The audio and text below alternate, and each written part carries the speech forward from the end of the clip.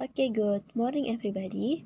Perkenalkan nama saya Lela Kamalinda, NPM 1823016. Baiklah, pada kesempatan kali ini saya akan menjelaskan tentang proses pembentukan karakter. Jadi, sebelum saya menjelaskan proses pembentukan karakter, ada baiknya saya akan menjelaskan apa itu pengertian dari karakter. Baiklah, jadi apa sih yang dimaksud dengan karakter itu? Nah, istilah karakter berasal dari bahasa Latin, yaitu character, yang artinya watak, sifat-sifat kejiwaan, budi pekerti, kepribadian, dan akhlak.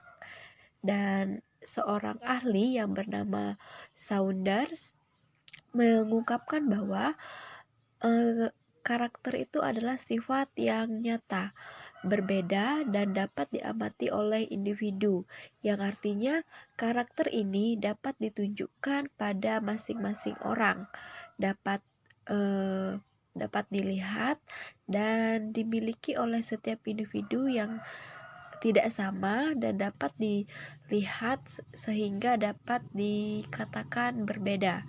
Sedangkan menurut Kamus Besar Bahasa Indonesia KBBI, karakter itu adalah sifat kejiwaan yang membedakan seseorang dari orang lain.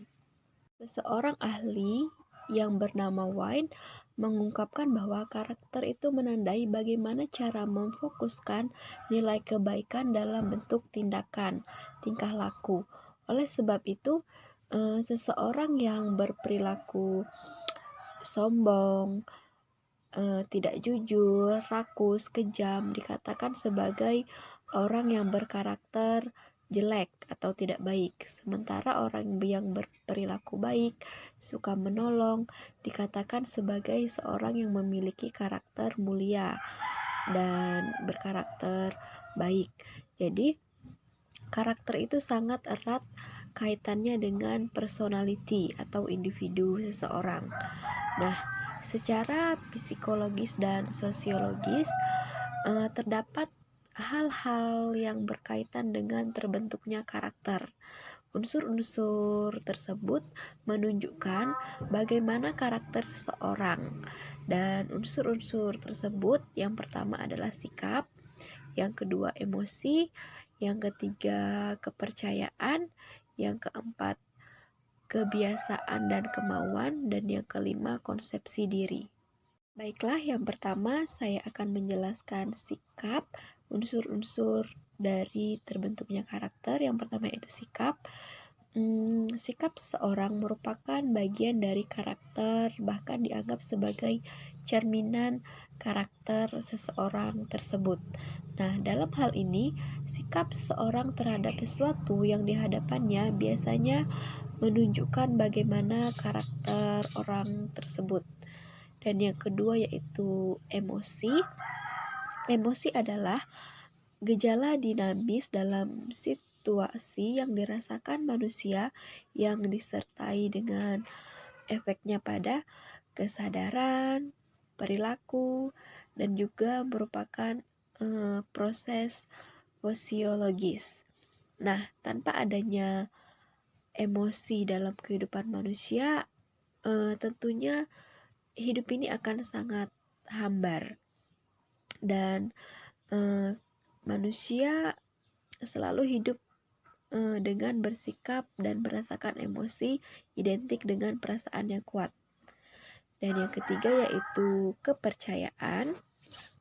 Nah, kepercayaan adalah sesuatu yang benar atau salah atas dasar bukti, sugesti otoritis, dan pengalaman sangatlah penting dalam membangun watak dan karakter seseorang. Dan yang keempat yaitu kebiasaan atau kemauan.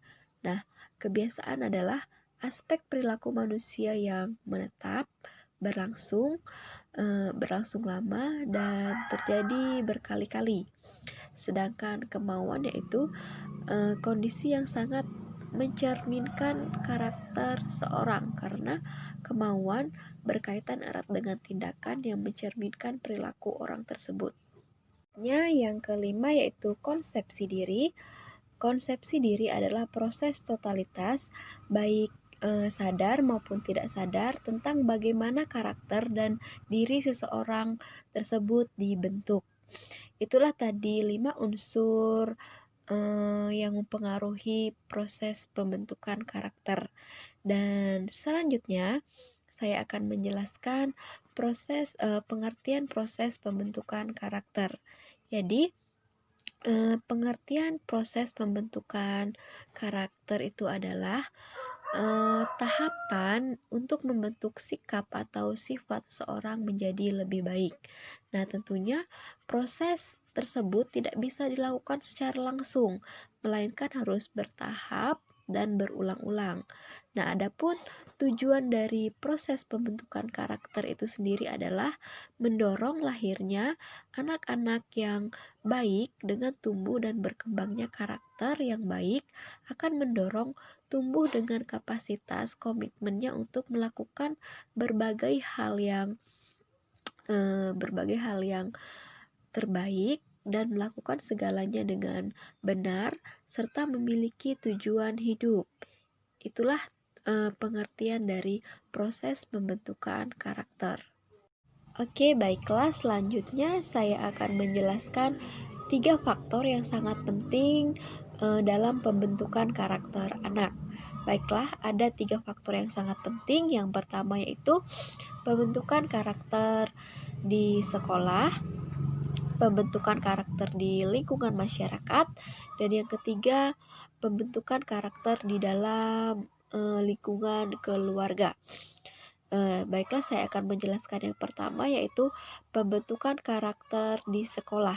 Nah, di dalam lingkungan sekolah, gurulah yang paling penting dalam proses pembentukan karakter anak. Nah, guru merupakan salah satu komponen yang vital dalam proses pembentukan karakter. Di dalam sekolah juga tentunya diajarkan beberapa macam hal yang mempengaruhi proses pembentukan karakter anak, diantaranya yaitu pendidikan religius, kedisiplinan, toleransi, jujur, dan semangat kebangsaan.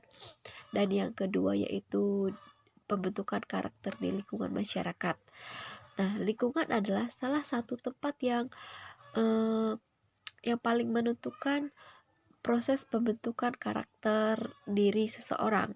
Nah, lingkungan yang positif bisa membentuk karakter seseorang menjadi karakter yang positif. Sebaliknya, lingkungan yang negatif dan tidak sehat bisa membentuk pribadi yang negatif pula. Tapi tidak semuanya ya. Dan yang ketiga yaitu proses pembentukan karakter di dalam lingkungan keluarga. Nah, dalam keluarga yang berperan penting adalah orang tua, dan yang paling dominan adalah seorang ayah karena kepala keluarga yang berkewajiban memimpin dalam satu keluarga.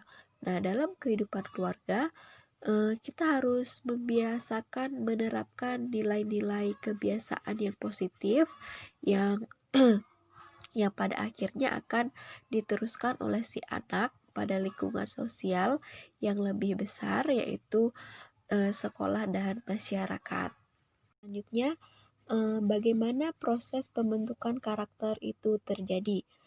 Saya akan menjelaskan ada 5 tahap pembentukan karakter. Yang pertama yaitu pengenalan. Pengenalan merupakan proses di mana seorang mulai mengenal berbagai karakter dari lingkungan dan keluarganya. Nah, dalam tahap ini seseorang anak sangat mudah mengingat sesuatu. Dan yang kedua yaitu pemahaman. Nah, pemahaman merupakan proses lanjutan dari pengenalan di mana seseorang setelah mengenal karakter baik dengan melihatnya berulang-ulang, sehingga setelah itu akan timbul pertanyaan mengapa, dan orang tualah yang akan memberikan jawaban sederhana kepada anak tersebut, dan selanjutnya pelan-pelan anak itu akan paham. Dan proses yang ketiga yaitu pengulangan. Pengulangan adalah proses yang dibutuhkan kesadaran diri dari dalam diri seorang tersebut, karena bisa jadi apa yang didapat di dalam rumah, yaitu karakter yang baik-baik, tidak diaplikasikan ketika dia berada di luar rumah. Oleh karena itu, kita sebagai orang tua harus membiasakan kebiasaan yang baik kepada anak, tidak dengan memaksa ya, tetapi melakukan hal-hal yang baik, tetapi juga menumbuhkan motivasi dalam diri mereka. Dan tahap keempat yaitu pembudayaan. Nah, proses ini memerlukan peran masyarakat, bukan hanya peran keluarga saja, tetapi masyarakatlah yang berperan sebagai kontrol sosial untuk mengingatkan seseorang ketika berada di luar lingkungan keluarga. Dan tahap yang terakhir yaitu yang kelima, internalisasi menjadi karakter. Sebuah karakter akan menjadi sangat kuat ketika ada dorongan dalam dirinya sendiri. Nah, dalam hal ini seseorang tidak memerlukan kontrol sosial lagi, karena dengan adanya kesadaran diri dalam dirinya sendiri, sehingga dimanapun dia berada, dia akan tetap melakukan hal-hal yang baik. Nah, proses pembentukan karakter tidak dapat dilakukan secara langsung, dan perlu proses yang panjang dan harus diterapkan terus-menerus. Baiklah, itulah tadi 5 tahap proses pembentukan dari karakter seorang. Nah, pembentukan karakter juga harus dilaksanakan sejak dini agar mudah tertanam dalam ingatan mereka dan harus dijadikan kebiasaan. Dan pembentukan karakter bukan hanya kewajiban keluarga, melainkan juga menjadi kewajiban masyarakat dan seseorang guru apabila berada di lingkungan sekolah, dan masyarakatlah sebagai kontrol sosial yang eh, berperan untuk mengingatkan seseorang ketika sedang berada di luar lingkungan keluarga. Baiklah, itu saja yang dapat saya sampaikan. Apabila ada kesalahan, saya mohon maaf.